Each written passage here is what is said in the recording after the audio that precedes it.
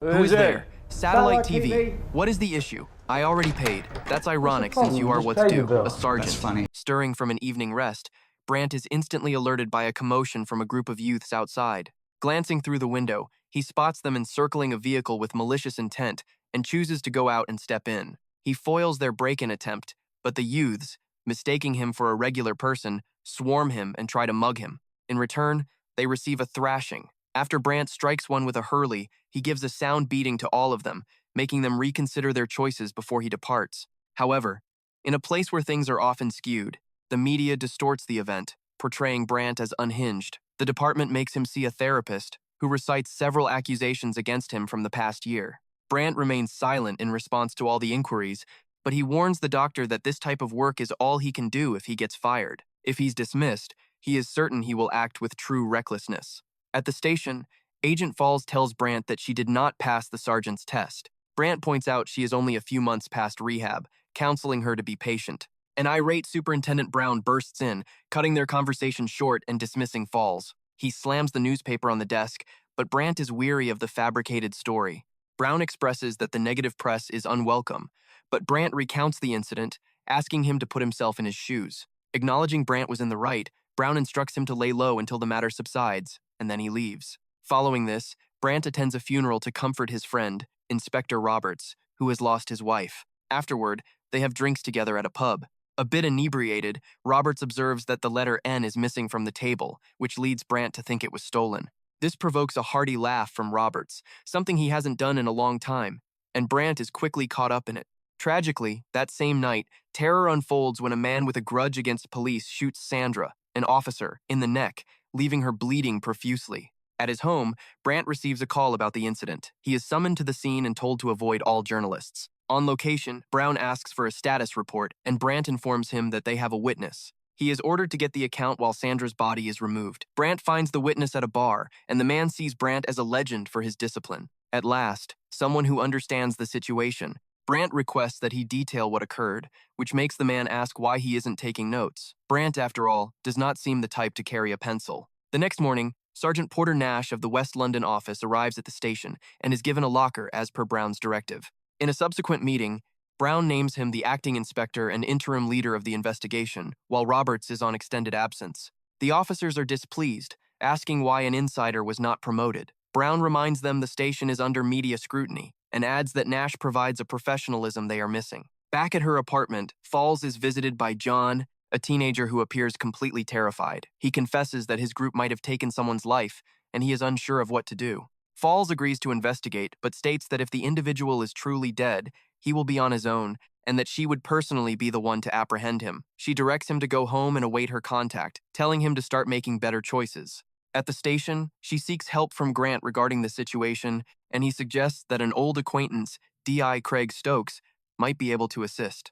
Concurrently, Dunlop, a crime division reporter, receives a call from a man professing to have details regarding the police murders. Yet, it seems to be the killer himself, as he makes threats to target journalists once he fulfills his quota of cops. This piques Dunlop's interest, but the caller feels Dunlop is unfit to cover the killings from the inside. He wagers he can make Dunlop a household name and tells him to pick between 7 and 8. Dunlop selects 8, but before its meaning is made clear, the killer discloses that it stands for 8 more officers he has to kill and ends the call. Another officer is gunned down in public, leaving the surrounding crowd in shock. Later, Nash offers Brandt a cup of tea and a biscuit, inquiring if there is any animosity between them. Brandt holds no grudge, as he was indifferent to the promotion anyway. It simply means less paperwork for him. The entire precinct begins working diligently to locate the serial murderer, tracing the projectile to a gun that was sold at a gym. Brandt questions the proprietor, but the man asserts he has no knowledge of the purchaser. At a diner, Brandt speaks with Arner, a potential witness, but Nur demands payment for any information. Big money. We're talking big money. You're a cop, aren't you? Rather than earning a payday, Arner nearly gets his feet smashed by Brandt and is even forced to cover the cost of Brandt's beverage with his own cash. Brandt orders him to speak up, and he discloses that an individual from the Peacock Gym ignited a police canine and posted the video on YouTube. When questioned about his motive, his only reply was that it was for practice. Brandt is unimpressed, as they receive all sorts of calls from the public reporting various sightings.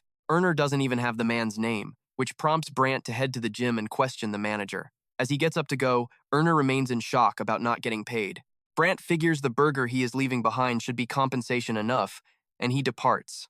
At least his stomach won't be as empty as his wallet. Later that night, Brandt visits Nash at his residence and teases him about his dinner selection. Nash asks about the unexpected visit, and Brandt confesses that he requires his counsel. He confesses he's at his wit's end, experiencing worrisome memory lapses. It takes immense willpower to get out of bed, only to sit and gaze at the wall, doing nothing at all. Nash suggests it's a case of burnout, telling him his mind is in meltdown mode.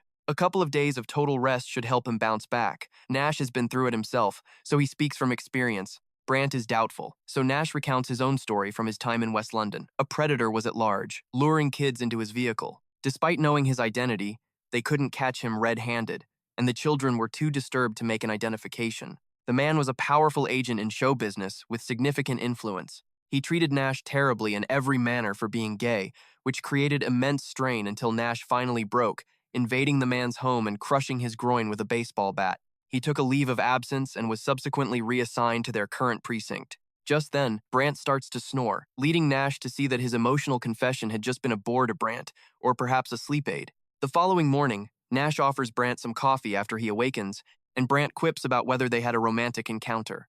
Playing along, Nash says he restrained himself, and Brandt provides the details on the killer they are pursuing. He is returning to the address he obtained from the gym and arranges for Nash to join him there in 30 minutes. Before departing, Brandt commends Nash as a fine officer, which brings a grateful smile to Nash's face. Meanwhile, Roberts is sick of being on leave and wants to get back to work. He expresses this to Brown, but Brown feels it's not a wise move. Yet, after he brings up the affair he is having and stresses his need to work, Brown concedes. Nash and Brandt show up at the location and start knocking, disturbing the killer who is preoccupied with himself. When he eventually answers, Nash presents his badge, while Brandt pushes past him to search the place. The man's name is Barry Weiss, and Brandt has a feeling he recognizes him. Brandt confronts him about the YouTube video, but Barry denies involvement, claiming he only shared it and professing his love for animals. Nash questions if he has the same affection for police, to which he sarcastically agrees. Brandt finally places him, recalling that he had beaten Barry badly enough to require hospitalization the year before for something he'd done.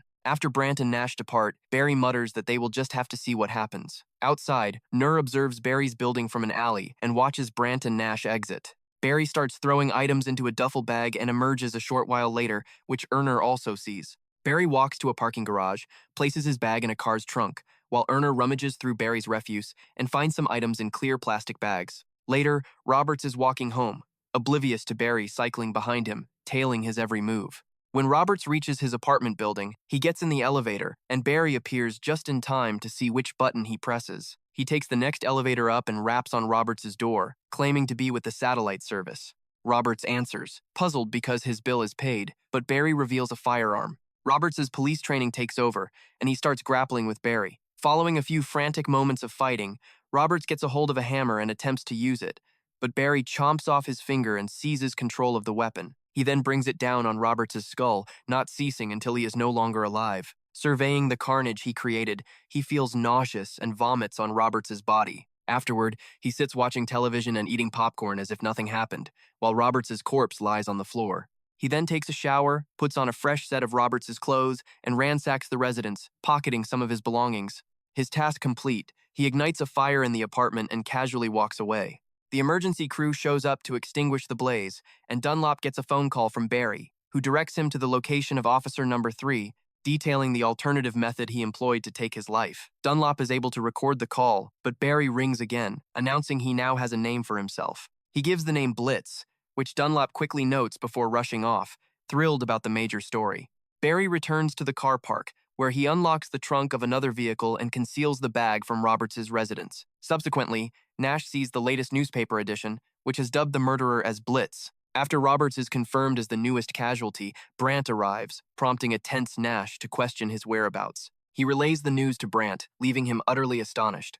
Nash suspects the station is the killer's target, citing how Roberts was taken out and how the assailant contacted Dunlop for media coverage. A team from Nash is already at the publishing house to tap the phone lines. It emerges that Brandt is familiar with Dunlop. Just as they leave the station, they run into Dunlop with other journalists, and Brandt tells Nash that Dunlop was the one who published his picture with the skewed newspaper story. Elsewhere, Erner locates Barry's hidden car in the lot, opens the trunk, and finds a firearm inside the bag. Ensuring he isn't seen, he takes the gun and secures the trunk.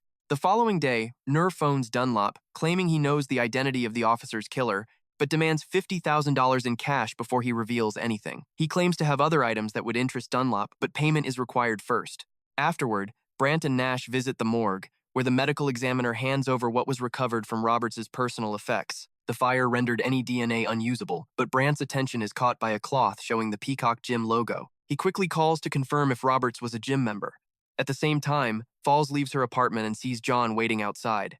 Annoyed because she had told him to wait at home, she reassures him that she is handling the matter. She later connects with Stokes, who explains it is an assault case and that the victim, apparently, is still alive. Their discussion turns to John, also called Metal on the streets. Stokes views him as a hooligan, but Falls insists he is just a terrified kid. She asks for his help with the case, and Stokes responds by suggesting they meet for drinks later. A typical male move. Back at the precinct, an officer confirms to Brandt that Roberts was never a member of the gym in question. He asks for her assistance with the computer, and they access Barry's file from the system. It reveals Barry has a history of many minor infractions. Nur gets in touch with Dunlop, who informs him that he has secured the required funds. Nur gives him the address for the lot, and they travel there. Hurrying to the vehicle, Nur unlatches the trunk, displaying the trophies inside for Dunlop. Unbeknownst to them, Barry arrives and watches the exchange from a discreet location. After the demonstration, Runner tells Dunlop it is time for payment, and the two leave the location. Barry swiftly approaches the car and moves the items into a new bag. At a nearby bar, Dunlop gives the cash to Arner, who heads to the bathroom to count it. His elation at seeing the cash turns to absolute horror when Barry enters the room. Racked with guilt, Nur admits that he has not disclosed his name. He probably hopes this will pacify Barry. When Barry asks how he was found out, Nur says he got the address from the gym and followed all his actions since. Grabbing him by the hair, Barry forces him into a stall, submerges his head in the toilet until he drowns, and then departs with the money. The police are called to the scene shortly after. Brandt demands a drink from the bartender, who mistakenly replies that they are no longer serving. Brandt coerces the man into serving him a drink, then leaves without payment, citing the bartender's earlier claim of being closed. Dunlop explains his dealings with Erner to Brandt and Nash, but Brandt brings up that according to the bartender, Dunlop waited for 10 minutes before exiting. Dunlop admits he was trying to recover the company money he had given to Erner in return for the exclusive scoop. Brandt and Nash can hardly believe it, with Nash reminding him that the situation involves people's safety. Dunlop then recalls the vehicle and describes what was concealed in its trunk. He gives them the lot's address, and they immediately leave. Predictably, Barry had already relocated the evidence, so when they finally opened the trunk, it contained nothing suspicious. Their request for CCTV footage is met by a casual attendant who says the discs have been full and haven't recorded for 6 weeks. His casual attitude frustrates them, but the situation remains unchanged. That night, Falls relaxes alone in her home, enjoying a drink, a smoke, and some dancing. She then goes to a restaurant to see Stokes, oblivious to Barry watching her from the outside. At the precinct, Brandt re-examines Barry's record and notices Sandra was the arresting officer on a prior charge. Noticing his trouble with the computer, a female colleague offers to help. He explains his goal is to identify all officers from Barry's arrest history. She is stunned to discover that Sandra was the initial arresting officer. Following their date, Stokes takes Falls home, where they share a lingering look and move closer. Falls anticipates a kiss, but Stokes is merely reaching to open her door. He promises to phone her the following day, but Falls rejects the notion, calling it a generic line. He reaffirms his sincerity, but she exits abruptly in frustration. Brandt and the officer identify the next target, recognizing the second cop was slain, then Roberts. The sequence points directly to Falls.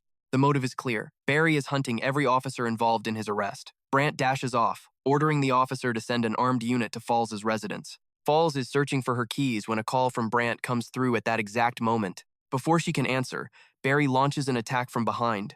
She narrowly evades it, and a fight breaks out. John rushes in to pull Barry off Falls, but Barry strikes a fatal blow to his head. Stunned by his own action, Barry flees the scene. Falls scrambles over to John, screaming when she realizes he is no longer alive.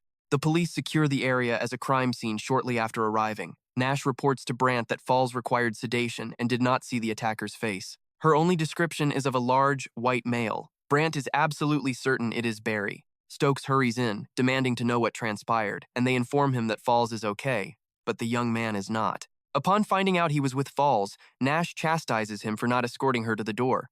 Meanwhile, Barry gets a cab to a hotel for drinks and self-indulgence.